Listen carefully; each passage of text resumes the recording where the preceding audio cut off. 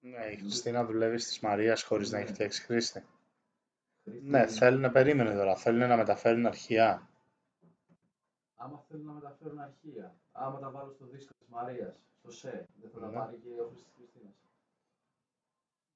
Θα τα πάρει, στο ΣΕ, θα τα πάρει, Και ναι. μπορούμε το Χρήστη της Μαρίας να τον Ναι, κρατήσουμε. δεν θα το διαγράψει στο Χρήστη της Μαρίας, ναι, βάλτε στο ΣΕ.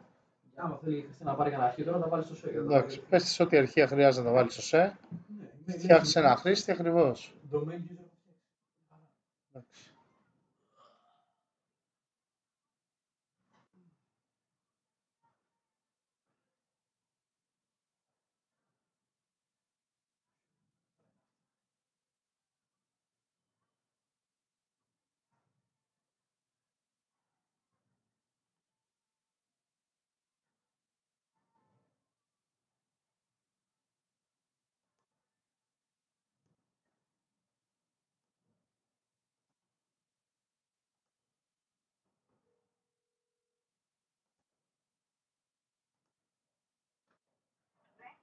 Χαίρετε.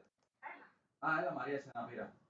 Α, το έχει... Οκ, εντάξει, τη Χριστίνα ήθελα. Εντάξει, πολύ ωραία. Μπορείς, ναι. Την Πετρίτσι. Οκ. Ναι, να της φτιάξω το χρήστη και το έντρωση. Όχι, απλά να πάρω πρόσβαση θέλω.